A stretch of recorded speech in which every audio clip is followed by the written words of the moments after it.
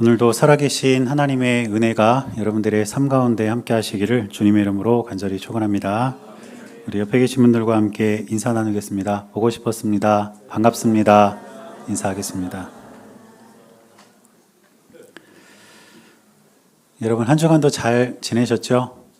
네, 이제 한 해가 저물어 가고 있습니다. 오늘이 2025년 마지막 주일 예배인데 우리가 이렇게 한 해를 마무리할 때 보면 뉴스에서나 또 서로 이렇게 이야기할 때 많이 쓰는 말이 있습니다. 다사다난 이런 말 많이 쓰죠. 네, 말 그대로 풀어보면 일도 많고 어려움도 많았다 이제 그런 뜻입니다. 우리도 이제 연말을 맞이하면서 한 해를 좀 이렇게 돌아보게 됩니다. 그래서 저도 저 개인적인 그런 일들도 좀 돌아보게 되고 또 목회하면서 교회적으로도 또 우리 성도님들 한 분 한 분에게 일어났던 그런 일들도 제가 한번 이렇게 되짚어 보면 올 한 해 정말 많은 일이 있었던 것 같습니다. 그래서 마지막 2025년 마지막 주일 예배를 준비하면서 어떤 말씀을 함께 나눌까 기도하며 생각하다가 떠오른 말씀이 오늘 우리가 같이 읽은 시편 23편 말씀입니다. 여러분은 아마 이 시편 23편이 익숙하실 거예요. 그렇죠? 그런데 조사에 따르면 교회 다니지 않는 사람들이 가장 많이 알고 있는 말씀도 시편 23편이라고 합니다. 그만큼 이 말씀이 우리에게 참 많이 이렇게 다가와 있는 말씀이기도 하고요. 미국 장례식장에서 예배를 드릴 때 가장 많이 언급되는 본문이 시편 23편이래요. 왜 그런가 봤더니 이 시편 23편이 한 사람의 일생을 마무리하는 그런 어떤 내용이기 때문에 그렇다고 합니다. 여러분들이 아시는 것처럼 이 시를 쓴 사람이 다윗입니다. 그런데 성경학자들은 다윗이 이 시를 언제 썼느냐 이렇게 연구를 해보니까 다윗이 인생 말년에 그러니까 평생을 다 살고 난 뒤에 아마 이 시를 썼을 것이다 이렇게 추정하는 학자들이 대부분입니다. 그래서 이 시는 다윗에게 있어서는 인생의 결론과도 같고 마치 유언과도 같은 그런 시인 것이죠. 아마 그래서 이 시가 장례식장에서 마지막 예배를 드릴 때 아마 많이 인용되지 않나 그런 생각을 해보게 됩니다. 그래서 우리도 인생의 마지막은 아니지만 한 해의 마지막을 보내면서 우리가 이 시편 23편을 함께 읽고 또 이 안에 있는 말씀들을 나누면서 올 한 해 하나님께서 우리에게 주신 은혜에 관해서 함께 좀 말씀을 나누려고 합니다. 특별히 저는 올 한 해 하나님께서 우리에게 주신 은혜를 규정한다면 부족함 없는 은혜였다. 이렇게 우리가 말할 수 있을 것 같습니다. 그래서 오늘 함께 말씀을 좀 나눌 텐데 첫째로 우리가 좀 생각할 것은 무엇이냐면 모자람이 없으나 남음도 없는 은혜에 관한 내용입니다. 오늘 1절 말씀을 보면 다윗이 이 시를 이렇게 시작해요. 여호와는 나의 목자시니 내게 부족함이 없으리로다. 이렇게 고백합니다. 여러분 부족함이 없다라는 이 고백이 일반적으로 우리가 이해를 하면 넘치도록 풍성했다 이렇게 읽힙니다. 부족함이 없다는 것은 넘치도록 풍성했다 이렇게 이해가 된다는 것입니다. 그런데 이 단어를 조금 더 깊이 들여다보면 한 가지 숨은 의미가 또 있습니다. 그게 뭐냐면 부족함이 없다라는 뜻은 모자람이 없으나 남음도 없다 이런 뜻이 있다는 거예요. 더 정확히 말하면 이 말은요 정확히 필요한 만큼만 나에게 있었다라고 이해할 수 있다는 뜻입니다. 하나님께서 때로는 저와 여러분들에게 모자람이 없지만 남음도 없는 정확하게 필요한 만큼만 우리에게 채워주시는 은혜를 베풀어 주시기도 합니다. 사실 따지고 보면 넘치도록 풍성해야 그게 은혜죠. 여러분 그렇지 않아요? 여러분 표정은 다 아닌 것 같은데 넘치도록 풍성해야 그것을 은혜라고 이렇게 말할 수 있죠. 그런데 모자라지는 않지만 남음도 없는 그것을 은혜라고 할 수 있을까? 그렇게 의아해할 수도 있습니다. 그러나 성경은 우리에게 모자람은 없지만 남음도 없는 이 상태가 은혜라는 사실을 깨우쳐 줍니다. 그 대표적인 사건이 광야에서 하나님께서 내려주신 만나와 관련된 사건입니다. 출애굽기 16장을 보면 이스라엘 백성들이 광야 생활을 할 때 하나님께서 만나라는 식량을 내려주셨어요. 왜냐하면 광야에서는 먹을 게 없잖아요. 그러니까 이스라엘 백성들이 가나안 땅에 들어가서 직접 농작물을 키워서 그것을 수확해서 먹기 전까지는 만나라는 이 음식을 하늘에서 내려주셨습니다. 이 만나에 관해서 성경은 뭐라고 묘사를 하고 있냐면 출애굽기 16장 31절을 보니까 이렇게 기록하고 있습니다. 이스라엘 족속이 그 이름을 만나라 하였으며 까치같이 희고 맛은 꿀 섞은 과자 같았더라. 이렇게 기록합니다. 이게 성경의 기록이에요. 이 만나의 색깔은 어떤 색깔이었을까요? 흰색입니다. 까치라고 되어 있는데 저 까시 그 당시에 식물이었대요. 그래서 그 식물의 씨앗이 아마 하얀색이었나 봐요. 그래서 까치같이 흰색이었고 맛은 꿀 섞은 과자 같았다. 이렇게 이제 묘사를 하고 있습니다. 제가 설교를 준비하면서 이 만나와 가장 유사한 음식이 뭘까 제가 한번 생각해 봤거든요. 여러분 혹시 우리가 먹는 음식 중에 만나와 가장 유사한 음식이 뭐가 있을까요? 뭐라고 생각하십니까? 잘 모르시겠어요? 한과요? 정답이에요. 깜짝 놀랐어요. 저하고 신권사님이랑 생각이 같았어요. 저도 이거 준비를 하다가 한과가 만나랑 비슷하겠다 이런 생각이 들었거든요. 저는 사실 지난번까지는 꿀꽈배기 같다고 생각했거든요. 그 과자 있죠, 꿀꽈배기. 근데 그건 아니었던 것 같아요. 왜냐하면 색깔이 흰색이 아니에요, 꿀꽈배기는.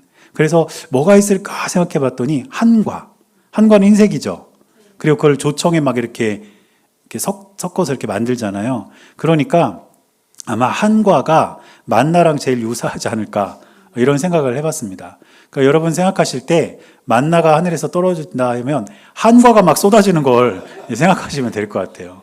그걸 먹으면서 이스라엘 백성들이 이제 40년 광야 생활을 한 거죠.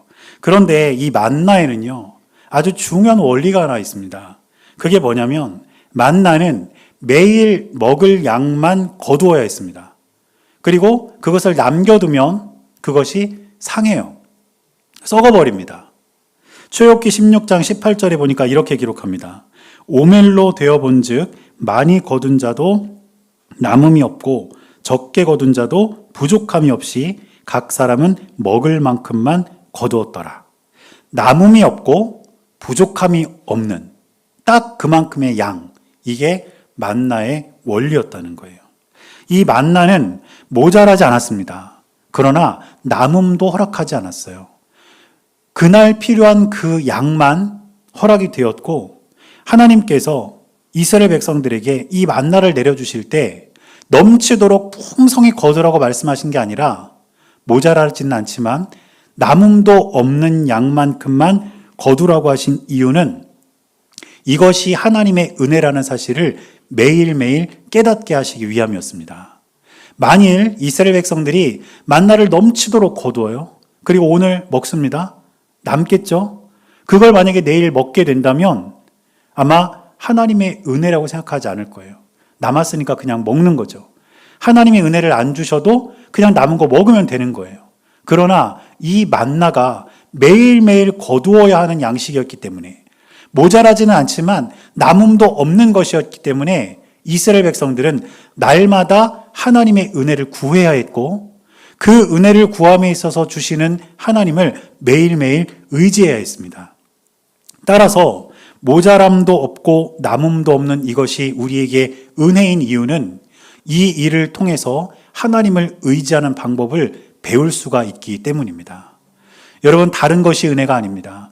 우리가 하나님을 의지하는 방법을 배우고 하나님을 의지하며 살아가는 삶 자체가 저와 여러분들에게는 은혜라는 사실을 꼭 기억하시기를 바랍니다. 예수님께서도 이 사실을 강조하셨어요.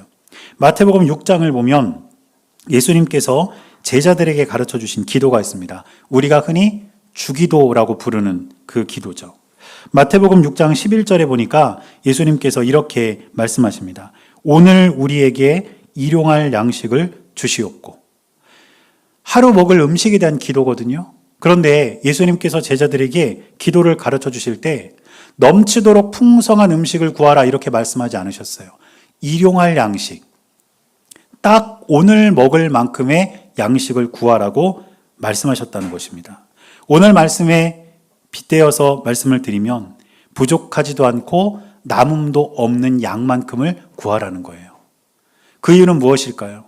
그 기도를 매일매일 해야 되기 때문입니다. 그리고 그렇게 기도하면서 하나님의 은혜를 구하고 하나님을 의지하는 삶을 살 수 있기 때문입니다.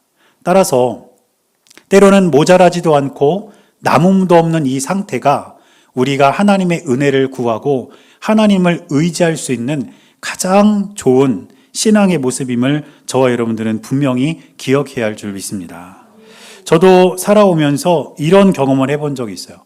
저희 아이가 태어난 지 얼마 안 됐을 때인데 검사를 해야 됐습니다. 병원 가서. 그런데 그 검사가 좀 비싼 검사였어요. 그리고 좀 시간도 오래 걸리고 그런 검사였는데 걱정거리가 뭐냐면 검사비가 이제 걱정이 되는 거예요. 검사비가 워낙 많이 나온다고 미리 의사 선생님한테 얘기를 들었기 때문에 검사비가 걱정이 되더라고요. 그래서 기도했습니다. 하나님, 우리는 검사비가 없는데 어떻게 하면 좋습니까? 이 아이 검사를 해야 되는데. 그래서 계속 이렇게 기도를 했어요. 물론 부모님들께 너무 말씀을 드리고 또 아는 분들께 말씀을 드리면 도와주시기는 하겠죠. 그렇지만 어떤 가장의 책임감으로서 내 힘으로 한번 해결해 보고 싶었어요. 그래서 하나님께 기도했습니다. 하나님 도와달라고. 내 수중에 돈은 없는데 아이는 검사를 해야 되고 하나님 꼭 도와달라고 그렇게 기도를 했어요. 그런데 병원을 가다가 사고가 났습니다. 도로에서. 큰 사고는 아니었고 가벼운 접촉사고였어요. 차가 이제 밀려서 가다 서다 이렇게 좀 반복하고 있었는데 뒷차가 졸았나 봐요. 그래가지고 서 있는 저희 차를 이제 뒤에서 이렇게 받은 거예요. 어떻게 했을까요? 뒷목 잡고 이렇게 막 나가야 되나요? 막 몇 천만 원씩 막 이렇게 뜯어내야 될까요? 아무도 안 다쳤어요. 아무도 안 다쳤는데 일단 이제 사고가 났잖아요. 그래서 서로 뭐 이렇게 면허증 확인하고 혹시 무면허일지 모르니까 확인하고 보험사에 연락해가지고 우리는 검사 받으러 가야 되니까 나중에 이제 보험사에서 처리를 하기로 하고 이제 검사를 이렇게 했습니다. 검사하고 이제 일단 카드로 이렇게 결제를 하고 왔죠. 그런데 이제 나중에 그 보험사에서 이제 연락이 왔어요. 합의를 하자는 거예요. 합의를 하고 뭐 치료비 미리 이렇게 뭐 주고 뭐 어떻게 얘기를 하더라고요. 그래가지고 그렇게 하자고 그랬어요. 그렇게 하자고 해서 이제 일이 다 끝나고 통장에 그 합의금 그리고 보험사에서 그 돈이 이제 입금이 됐는데 검사비하고 정확하게 딱 맞는 거예요. 그날 검사한 금액과 또 그 보험사에서 입금된 금액이 일치하는 거예요. 하나님이 제 기도를 들어주신 거죠. 그런데 저는 그때 어떤 생각이 들었냐면 이왕이면 조금 더 주시면 안 되나. 그렇지 않아요? 이 하나님 응답인 건 내가 알겠는데 한 돈 10만 원이라도 더 주시면 밥이라도 한 끼 사 먹을 텐데 어쩜 이렇게 정확하게 모자라지도 않고 그렇다고 부족함도 없이 딱 이만큼만 주실까 이런 생각이 들었습니다. 그런데 그 일이 저에게는 하나님의 은혜를 구하는 시간이었고 하나님을 의지하는 삶을 배우는 시간이었습니다.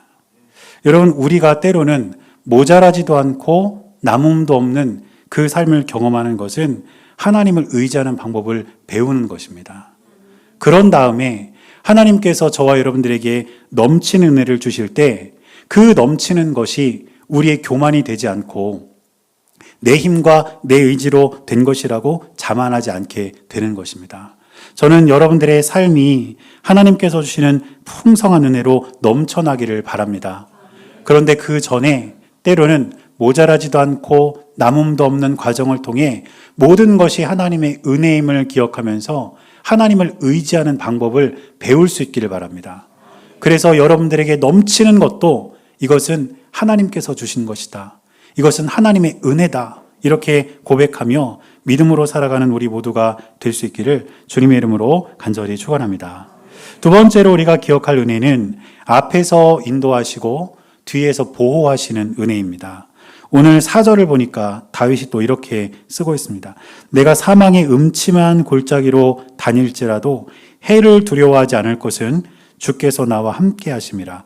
주의 지팡이와 막대기가 나를 안위하시나이다. 다윗은 자신의 삶을 돌아보면서 자기가 사망의 음침한 골짜기를 다녀도 두려워하지 않았다고 말해요. 나에게 해가 되지 않았다 이렇게 말합니다. 그 이유가 무엇입니까? 하나님이 나와 함께 하셨고 하나님이 나를 보호해 주셨기 때문이라고 고백하는 거죠. 사망의 음침한 골짜기, 이 문장을 세번역 성경을 보면 뭐라고 번역되어 있냐면요, 죽음의 그늘 골짜기 이렇게 되어 있습니다. 그러니까 다윗의 인생에는 이 죽음의 그늘이 항상 드리워져 있었던 거예요. 우리는 다윗 하면 굉장히 화려한 삶을 살았던 것으로 그렇게 생각하지만 사실 따지고 보면 다윗의 인생이 그렇게 녹록하지 않았습니다. 다윗의 삶에는요, 언제나 죽음의 그늘이 드리워져 있었어요. 다윗은 인생의 많은 시간을 전쟁터에서 보냈습니다. 전쟁터는 언제 죽을지 모르는 장소 아닙니까? 또 다윗은 자신을 죽이려는 사울의 추격을 피해 다니면서 광야로 도망 다녔어요. 광야 역시 언제 죽어도 이상하지 않는 장소예요. 그리고 나중에 왕이 된 이후에도 아들이 반란을 일으키면서 왕궁을 떠나기도 했습니다. 아들이 아버지를 죽이겠다고 길이길이 날뛰는 그 인생을 살았던 사람이 다윗이에요. 그런데 다윗은 그런 죽음의 그늘이 드리워진 평생을 살면서 그 인생을 돌아볼 때 하나님이 나와 함께 하셨다. 하나님이 나를 보살펴 주셨다. 그래서 나는 죽음의 그늘 골짜기에서도 두려워하지 않았고 해를 입지 않았다. 이렇게 고백하고 있는 것입니다. 그리고 다윗은 바로 이 하나님의 함께 하심과 보살펴 주심을 이야기하면서 두 가지 도구를 언급합니다. 그 두 가지 도구가 무엇이냐면 하나는 지팡이고 하나는 막대기예요. 당시의 목자들은 이렇게 두 가지 도구를 같이 가지고 다녔다고 합니다. 지팡이와 막대기. 여러분, 예수님께서 양들을 이렇게 돌보는 그런 그림 보신 적 있나요? 거기 보면 예수님께서 뭔가 이렇게 손에 들고 계시잖아요. 끝이 이렇게 구부러진, 그게 지팡이에요. 그래서 그 구부러진 그것으로 양들의 다리를 이렇게 이끌면서 양들이 위험한 곳으로 가지 않도록 목자들이 그렇게 사용을 했다고 합니다. 그리고 또 한 가지 도구가 있는데 그게 뭐냐면 막대기입니다. 이 막대기는 말 그대로 막대기예요. 이 막대기는 어디에 썼냐면 양을 해치려는 짐승들이 만약에 양들에게로 이렇게 오는 게 보이면 양들을 보호하기 위해서 이 막대기로 그 짐승들을 쫓는 거예요. 그때 사용했던 것이 바로 막대기입니다. 어떤 학자들은 하나의 도구지만 때로는 이게 지팡이의 어떤 용도로 쓰이기도 하고 때로는 막대기 용도로 쓰이기도 했다. 이렇게 이야기하는 학자들도 있습니다. 그러나 그 당시 목자들의 생활상을 반영을 하면 지팡이와 막대기, 각각 다른 두 개의 도구를 함께 가지고 있었다. 이렇게 이해하는 것이 더 좋다고 합니다. 아무튼 목자는 앞에서는 지팡이로 양들을 인도했고요. 뒤에서는 막대기로 양들을 보호한 것입니다. 그래서 다윗은 하나님의 인도와 보호가 있었음을 고백하면서 바로 그것 때문에 자신은 오늘까지 살아올 수 있었다고 고백하는 것입니다.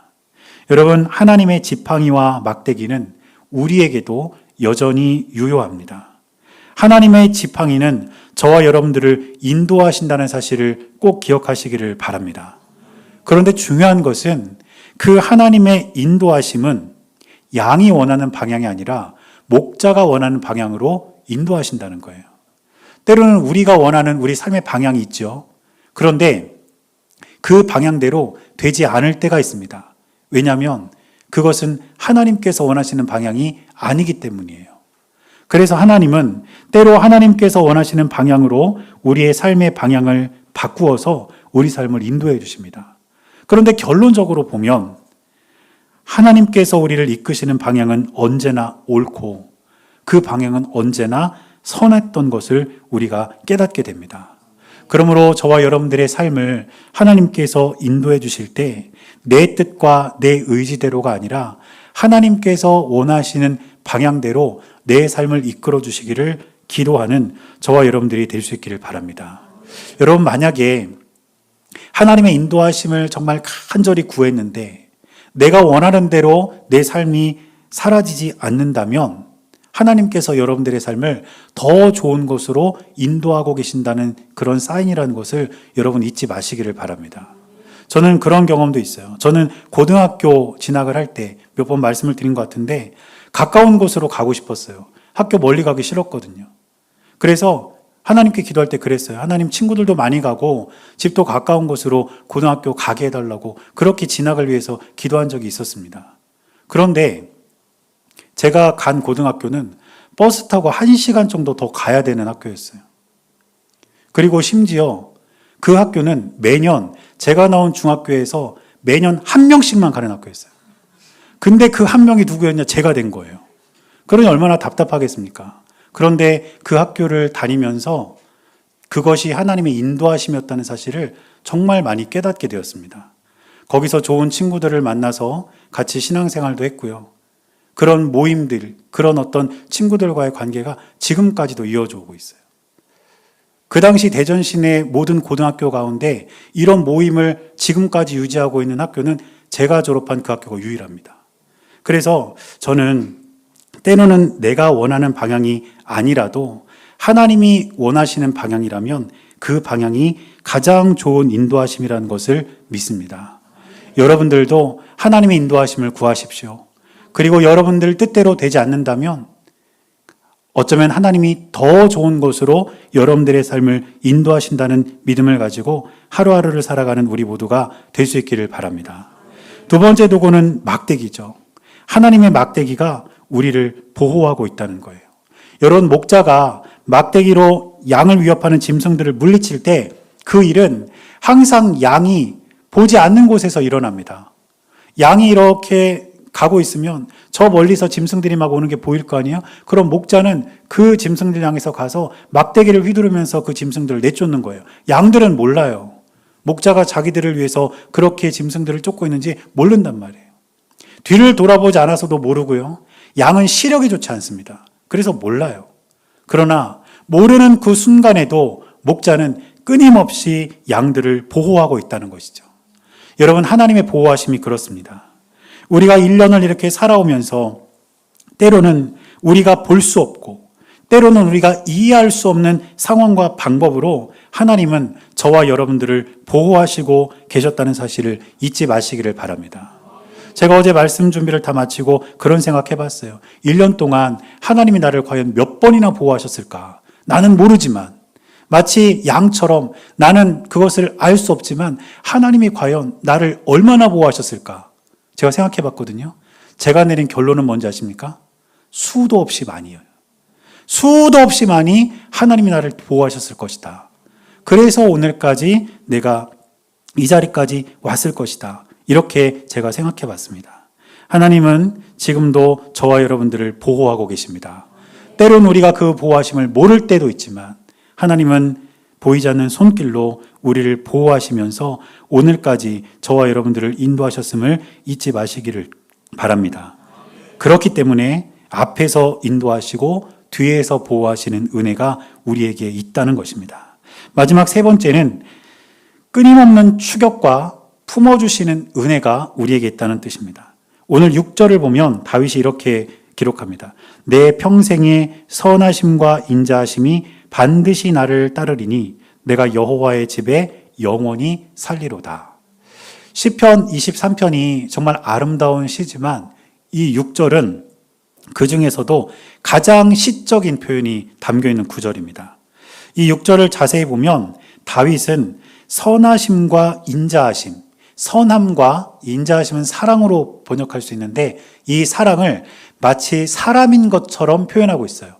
그러니까 선함과 사랑이 자기를 따라오고 있다는 거예요. 그래서 이 말씀을 의역하면 조금 더 쉽게 다시 한번 풀어보면 이렇게 번역해 볼 수가 있습니다. 제가 한번 읽어드리겠습니다. 하나님의 선함과 사랑이 내 평생 나를 추격하리니 내가 하나님께 붙잡혀서 하나님의 집에서 영원히 살 것입니다. 다시 한번 읽어드릴게요. 한번 띄워주실까요? 하나님의 선함과 사랑이 내 평생 나를 추격하리니 내가 하나님께 붙잡혀서 하나님의 집에서 영원히 살 것입니다. 다윗은 그렇게 고백한 거예요. 내가 때로는 하나님을 잊고 세상으로 가려고 해도 하나님의 선함과 사랑이 나를 추격한다는 거예요. 끝까지 나를 추격해서 나를 붙잡는다는 거죠. 그래서 그 하나님의 선함과 사랑에 내가 붙잡혔기 때문에 나는 이제 앞으로 하나님의 집에서 영원히 살겠다. 하나님의 품을 떠나지 않겠다. 이렇게 고백하고 있는 것입니다. 여러분, 하나님께서 여러분들을 추격하고 계신다. 이 사실을 깨닫게 된다면 그것이 얼마나 큰 은혜인지를 알게 되실 겁니다. 여러분, 우리가 신앙생활을 하다 보면 나름대로 이 신앙생활에도 기복이 있어요. 그렇지 않습니까? 처음부터 끝까지 정말 뜨거운 믿음을 가지고 계속 유지하는 게 쉽지가 않아요. 여러 가지 이유로 인해서 때로는 신앙생활 잘 하시던 분이 하나님을 이렇게 떠나려는 분들도 계시고, 또 우리 신앙이 조금 느슨해질 때도 있고, 때로는 하나님이 안 계신 것 같은 생각이 들기도 하고, 또 하나님이 원망스러울 때도 있고, 또 신앙생활을 하며 우리가 이런저런 이유로 우리의 마음이 힘들어질 때도 있다는 겁니다. 그래서 우리의 시선, 우리의 삶의 발걸음이 하나님이 아닌 다른 곳으로 향하고 세상을 향해서 조금씩 걸어갈 때, 그때 하나님은 우리를 그냥 두지 않고 우리를 추격하신다는 거예요. 하나님의 선하심과 하나님의 사랑으로 우리를 끝까지 추격하셔서 끝내 우리를 붙잡으신다는 겁니다. 우리가 세상으로 빠져들지 않도록, 우리가 믿음을 잃지 않도록, 우리가 하나님 버리지 않도록 하나님께서 우리를 붙잡아 주신다는 것입니다. 그래서 그것이 은혜인 것이죠. 여러분, 그렇다면 이러한 하나님의 추격에 대한 우리의 응답은 하나님의 전, 하나님의 품, 믿음의 울타리를 떠나지 않고 그 안에 영원히 거하는 것입니다. 하나님은 저와 여러분들 한 분 한 분을 사랑으로 품으시고 어떤 상황에서도 저와 여러분들을 놓지 않고 지금도 추격하고 계십니다. 그렇다면 이제 우리는 그 하나님의 추격을 뿌리치지 말고 하나님께 붙잡혀서 하나님의 품과 믿음의 울타리 안에서 믿음 지켜 살아가는 우리 모두가 될 수 있기를 주님의 이름으로 간절히 축원합니다. 오늘 1절 말씀에서 다윗은 하나님을 목자로 부르면서 부족함이 없다 이렇게 고백했는데, 이 부족함이 없다는 말이 문법적으로 보면 미완료형으로 되어 있습니다. 미완료형으로 되어 있다는 것은 부족함이 없다라는 이 상태와 고백이 아직 완료되지 않았다는 거예요. 다시 말하면 이 부족함이 없는 하나님의 은혜가 계속 끊임없이 이어지고 있다는 것입니다. 그리고 재밌는 건 성경에 보면 하나님과 관련된 단어들, 하나님 행하시는 일들, 이런 일들이 거의 대부분 미완료형으로 표현되어 있습니다. 끝나지 않았어요. 하나님의 은혜가 구약시대에 끝나지 않았고 예수님의 사랑이 신약시대에 끝나지 않았습니다. 그 하나님의 행하심과 돌보심과 인도하심과 사랑하심은 아직 끝나지 않았어요. 미완료형입니다. 아직까지 여전히 우리를 향해 계속되고 있다는 것입니다. 따라서 하나님께서는 어제도, 오늘도, 그리고 내일도 언제나 저와 여러분들을 부족함이 없는 은혜로 인도해 주실 것입니다. 2025년 이 한 해 하나님께서 그런 은혜로 여러분들을 오늘까지 이끄셨다면 이제 다가오는 새해에도 부족함이 없는 하나님의 은혜가 여러분들의 삶 가운데 가득하게 되시기를 바라고, 그 은혜 안에서 풍성한 복을 누리는 저와 여러분들이 될 수 있기를 주님의 이름으로 간절히 축원합니다.